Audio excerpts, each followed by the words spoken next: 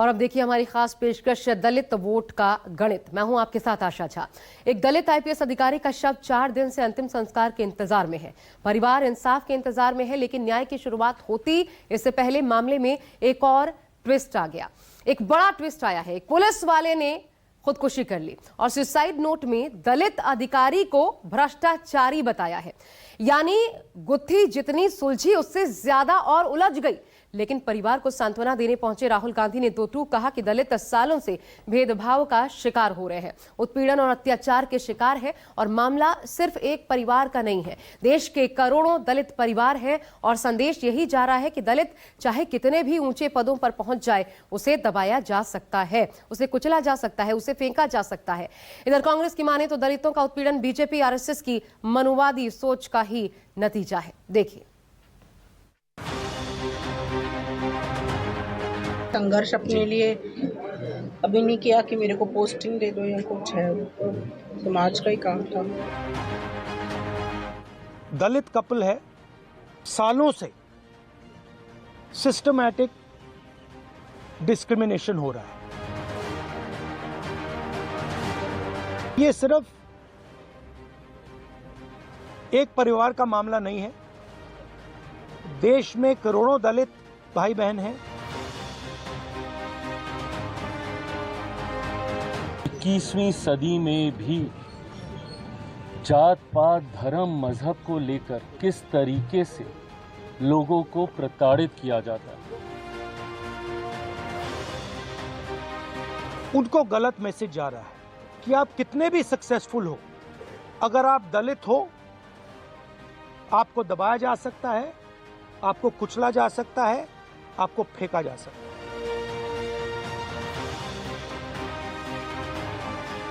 कोई गरीब दलित परिवार कभी मुख्य धारा के साथ जुड़ने की सोच नहीं रखेगा अगर इस परिवार को न्याय नहीं मिला। देखिए, राहुल जी के आने का प्रेशर ही नजर आ रहा है जो उन्हें छुट्टी पर भेजा गया, वरना इतने दिन से क्यों नहीं भेजा।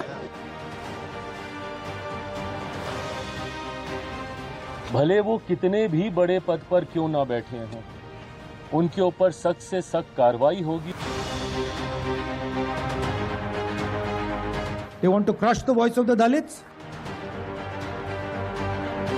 बाबा साहब अंबेडकर का संविधान बनने से पहले तुम मनुस्मृति पे चलते थे। दलितों को कहा जाता था कि तुम्हें हम छुएंगे नहीं, परछाई तक नहीं पड़ सकती थी। जनसंघ कहां थी? आप लोगों ने तो बाबा साहब अंबेडकर के संविधान को रामलीला मैदान में जलाया। परिवार को न्याय दिलाना अगर राजनीति है तो मैं राजनीति कर रहा हूं। आरएसएस के आपको एक दलित नहीं मिलेगा, एक आदिवासी नहीं मिलेगा, एक पिछड़ा ही मिलेगा। जिन्हें समाज ने सताया वो सिस्टम में भी फिट नहीं बैठ पाया। एक सवाल जो मंच से कभी नहीं आया, पर हिकारत और नफरत का वो भाव मिट भी नहीं पाया कि आखिर एक दलित ऊंचे ओहदे पर क्यों आया, सिस्टम के शीर्ष पर कैसे आया। क्या इसी सामंती सोच ने पूरन कुमार जैसा वरिष्ठ आईपीएस अधिकारी को खुदकुशी के लिए मजबूर किया, परिवार के साथ जिंदगी से भी दूर कर दिया। सत्ता और सिस्टम शायद ही सच को कबूल करे, लेकिन राहुल ने इससे इनकार नहीं किया। दलितों के साथ भेदभाव के सिलसिले को स्वीकार किया। दलील ये कि दलितों को दबाया जाता था, दलितों को दबाया जा रहा है। दलित कपल है, मतलब सालों से सिस्टमैटिक डिस्क्रिमिनेशन हो रहा है। अफसर को डिमोरलाइज करने के लिए, करियर डैमेज करने के लिए, रेप्यूटेशन डैमेज करने के लिए सिस्टमैटिकली दूसरे अफसर काम कर रहे थे। तो ये सिर्फ एक परिवार का मामला नहीं है, देश में करोड़ों दलित भाई बहन हैं। उनको गलत मैसेज जा रहा है। क्या मैसेज जा रहा है? कि आप कितने भी सक्सेसफुल हो, कितने भी इंटेलिजेंट हो, कितने भी कैपेबल हो, अगर आप दलित हो आपको दबाया जा सकता है, आपको कुचला जा सकता है, आपको फेंका जा सकता है। और ये हमारे लिए एक्सेप्टेबल नहीं है। तो मेरा मैसेज है as LOP to prime minister of India, to chief minister of Haryana, आपने इन 2 बेटियों को जो कमिटमेंट दिया है इसको आप पूरा कीजिए। दलितों पर अत्याचार पहले भी हुआ है, 1-2 बार नहीं बार बार हुआ है, 2-4 नहीं 1000 बार हुआ है। सदियों से ये सिलसिला चला है। अत्याचार, उत्पीड़न और अन्याय ही उनके हिस्से का सच रहा है। हालांकि संविधान ने इस सिलसिले को धीमा जरूर किया, लेकिन दलितों का दमन थमा नहीं। कांग्रेस की माने तो इसकी जड़ में मनुवाद है और आरएसएस बीजेपी इसी मनुवादी सोच के पैरोकार है। चंडीगढ़ में जब राहुल गांधी ने दिवंगत आईपीएस अधिकारी वाई पूरन कुमार के परिजनों से मुलाकात की, कांग्रेस ने इसकी तस्वीरों के साथ बीजेपी आरएसएस के खिलाफ हल्ला बोल दिया। उत्पीड़न और खुदकुशी को मनुवादी और नफरती सोच से जोड़ दिया। एक्स पर कांग्रेस ने लिखा, हरियाणा के आईपीएस अधिकारी वाई पूरन कुमार जी ने बीते दिनों जातिगत उत्पीड़न के चलते आत्महत्या कर ली थी। आज नेता विपक्ष राहुल गांधी ने चंडीगढ़ में वाई पूरन कुमार जी के परिवार से मुलाकात कर उनका दर्द बांटा। ऐसी घटनाएं देश और समाज पर कलंक हैं और इस बात का सबूत है कि आज वंचित वर्ग उम्मीद खोता जा रहा है। बीजेपी आरएसएस के नफरत भरी और मनुवादी सोच ने समाज में ऐसा जहर खोल दिया है जहां इंसानियत दम तोड़ रही है। चंडीगढ़ में राहुल गांधी के पहुंचने से पहले केंद्रीय मंत्री और पीएम मोदी के स्वघोषित हनुमान चिराग पासवान ने भी दिवंगत आईपीएस अधिकारी वाई पूरन कुमार के परिवार से मुलाकात की और दलित परिवार को इंसाफ दिलाने का वादा भी किया। लेकिन हरियाणा के सिरसा से कांग्रेस की दलित सांसद कुमारी शैलजा ने सवाल दागा कि छुट्टी पर भेजना और तबादला करना कार्रवाई है, वो भी इस दबाव में कि राहुल गांधी परिवार से मिलने आ रहे थे। जिस तरीके से ये दुखद घटना घटी है, इसने कहीं ना कहीं, इस घटना ने समाज की उन कुरीतियों को उजागर करने का काम किया, जिसने ये दर्शाया कि आज भी 21वीं सदी में भी जात पात धर्म मजहब को लेकर किस तरीके से लोगों को प्रताड़ित किया जाता है।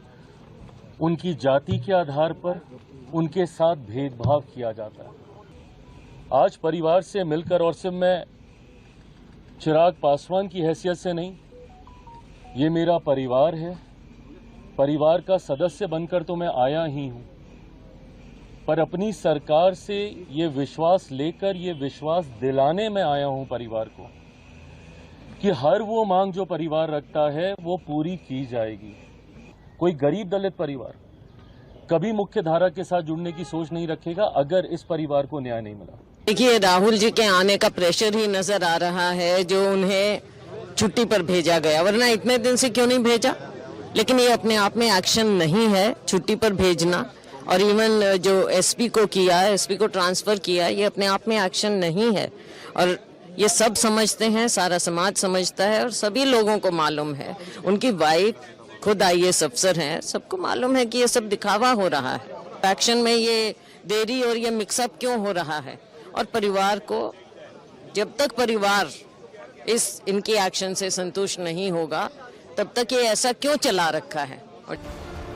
दलित समाज से आने वाले दिवंगत आईपीएस अधिकारी वाई पूरन कुमार को इंसाफ मिलता, इससे पहले इस मामले में नया ट्विस्ट आ गया। पूरन कुमार के अंतिम संस्कार से पहले रोहतक जिले में तैनात साइबर सेल के एएसआई संदीप जाठर ने मंगलवार को खुद को गोली मारकर खुदकुशी कर ली। मृतक के पास से 3 पेज का सुसाइड नोट और वीडियो मैसेज भी मिला है, जिसमें मृतक एएसआई ने पूरन कुमार को भ्रष्टाचारी बताया और जिन डीजीपी साहब को पूरन कुमार ने प्रताड़ना का आरोपी बनाया था उन्हें ईमानदार भी बताया। लेकिन कांग्रेस ने पूरन कुमार को इंसाफ दिलाने की लड़ाई नहीं छोड़ी। विपक्ष के दूसरे नेता भी जल्द जांच की मांग करने लगे। दलित उत्पीड़न के मुद्दे को राष्ट्रव्यापी बनाने लगे। हम सबके नेता आदरणीय राहुल गांधी जी जहां अत्याचार अन्याय हो रहा है वहां डटकर खड़े हैं। आज हम सब लोग पूरी तरीके से, पूरी ताकत के साथ अपने नेता के साथ खड़े हैं, क्योंकि वही अकेला व्यक्ति जहां अत्याचार अन्याय हो रहा है उस बात को उठा रहे हैं। राहुल जी, अभी तक आप देख सकते हैं कि कोई भी बड़ा नेता इस बात को नहीं उठाया जिस तरीके से राहुल गांधी जी बोल रहे हैं। हरियाणा में भी एक एडीजीपी लेवल के अधिकारी ने सुसाइड किया, खुद को गोली मारी। उनके परिवार ने अभी तक उनकी डेड बॉडी को अंतिम संस्कार नहीं किया है। तो अगर कोई सुसाइड हुआ है तो उसकी जांच होनी चाहिए, निष्पक्ष जांच हो। मैं ये नहीं कहता कोई दोषी है, लेकिन जांच हो, निष्पक्ष जांच हो। राहुल ने कोलंबिया से भी इस मुद्दे को सोशल मीडिया पोस्ट के जरिए उठाया था। दलितों पर हमले का कारण बीजेपी आरएसएस का मनुस्मृति फैलाने का एजेंडा बताया था। हालांकि तब बीजेपी ने राहुल गांधी को मानसिक रूप से दिवालिया बता दिया, लेकिन इंडिया गठबंधन राहुल के शब्दों के साथ चट्टान की तरह खड़ा रहा। दलील ये कि राहुल जो भी कह रहे हैं 100 आने सच कह रहे हैं। मुझे लगता है कि राहुल गांधी नेता प्रतिपक्ष हैं, मानसिक रूप से दिवालिया हो गए। कोई नेता प्रतिपक्ष को अगर भाषा का ज्ञान नहीं है, मर्यादा उनको नहीं है और उनको अगर मुहावरे नहीं आते हैं तो उन्हें कम से कम पढ़ना चाहिए। राहुल गांधी जी की बात सही है। इस देश में, हर राज्य में जो अपना एजेंडा है आरएसएस जातीयवाद का, वो चलाना चाहते हैं। चाहे प्रशासन हो, चाहे राजनीति हो, चाहे आर्मी हो, हर जगह पर आरएसएस अपना जो एजेंडा है मनुस्मृति का, जातीयवाद पर चलाना चाहता है। सत्ताधारी खेमे की दलील है कि विपक्षी कांग्रेस बिहार में चुनावी फायदा उठाने के लिए दलित उत्पीड़न के मुद्दे को तूल दे रही है। बीजेपी और आरएसएस को दलित विरोधी बता रही है। बीजेपी और आरएसएस पर मनुवादी एजेंडा फैलाने का आरोप लगा रही है। लेकिन राहुल गांधी तो इस मुद्दे को सालों से उठा रहे हैं। आरएसएस बीजेपी को दलित विरोधी और संविधान विरोधी बता रहे हैं। हाल ही में वोटर अधिकार यात्रा के दौरान भी राहुल गांधी ने बताया था कि कैसे कभी दलितों की परछाई तक को छुआ नहीं जाता था और जिन संविधान ने दलितों को बराबरी का हक दिया, अब ये लोग इस संविधान को ही खत्म करने पर तुले। दलितों को कहा जाता था कि तुम्हें हम छुएंगे नहीं, अनटचेबिलिटी। करोड़ों लोगों को हर रोज हिंदुस्तान में कहा जाता था कि तुम्हें हम छुएंगे नहीं। परछाई पड़ती थी, परछाई पड़ती थी तो कहते थे नहीं, परछाई तक नहीं पड़ सकती थी। जो ओबीसी कहलाते हैं आपको दबाया जाता था। यह संविधान आया और इसमें लिखा है कि हिंदुस्तान के सब लोग एक जैसे हैं। दलितों के साथ छुआछूत की समस्या कितनी गंभीर है और कांग्रेस इसको लेकर कितनी मुखर है, इसकी तस्दीक तब राजस्थान में कांग्रेस के दलित नेता और विधानसभा में विपक्ष के नेता टीकाराम जूली ने मंदिर में पूजा की, लेकिन अगले दिन ही बीजेपी नेता ज्ञानदेव आहूजा ने उस मंदिर को गंगा जल से धुलवा दिया, इस दलील के साथ कि दलित के दर्शन करने से मंदिर अशुद्ध हो गया। 3 दिन बाद ही अहमदाबाद में कांग्रेस अधिवेशन के मंच से टीकाराम जूली ने वाक्या सुनाया। राहुल और खड़गे ने भी बीजेपी आरएसएस की सोच पर हमला बोल दिया। मैं भगवान श्री राम के एक मंदिर के अंदर गया, वह मंदिर का नवनिर्माण हुआ था, उन लोगों ने मुझे बुलाया था। उसके बाद भारतीय जनता पार्टी के नेता, आरएसएस के लोग उस मंदिर के अंदर जाते हैं और गंगा जल छिड़ककर उसको पवित्र करने की बात करते हैं। एक तरफ कांग्रेस पार्टी है जिसने राजस्थान के अंदर 75 वर्षों में पहली बार किसी दलित व्यक्ति को नेता प्रतिपक्ष बनाकर मुझे सम्मान देने का काम किया, और दूसरी तरफ वो पार्टी है भारतीय जनता पार्टी जो नेता प्रतिपक्ष को उसकी औकात बताती है कि आप भले ही कुछ बन गए हो, संविधान ने आपको ताकत दे दी हो, लेकिन हमारी नजरों में आप दलित हो। टीकाराम जूली हमारे सीएलपी हैं, राजस्थान के दलित हैं, मंदिर गए थे। उनके मंदिर में जाने के बाद बीजेपी के नेताओं ने मंदिर को साफ करवाया, धुलवाया, और वो अपने आप को हिंदू कहते हैं। एक दलित व्यक्ति को मंदिर में जाने का अधिकार नहीं देते हैं, और जब जाता है तो फिर मंदिर को धुलवाते हैं। हम भी अपने आप को हिंदू कहलाते हैं, मगर ये हमारा धर्म नहीं है। हमारा धर्म वो है जो हर व्यक्ति का आदर करता है, हर व्यक्ति को रिस्पेक्ट देता है। टीकाराम जी जब जाते हैं मंदिर में, वहां पर कोई देखा भाई फोटो उसकी मूंछ वाला है, क्या है मालूम नहीं। हाँ, उसने वहां पर आते ही गंगा जल से धुलाया। राहुल ने कई मौकों पर यह कबूल किया कि इस देश में दलितों को दूसरे दर्जे का नागरिक समझा जाता है, तो खड़गे का इल्जाम है कि बीजेपी आरएसएस के लोग दिन रात पिछड़ों दलितों में झगड़ा लगाने की कोशिश करते हैं, उनकी एकता को तोड़ने की कोशिश करते हैं। ये समाज के लिए जहर है। इस देश में अगर आप दलित हो, पिछड़े वर्ग के हो, आदिवासी हो, माइनॉरिटी हो, और उसमें मैं महिला भी जोड़ सकता हूं,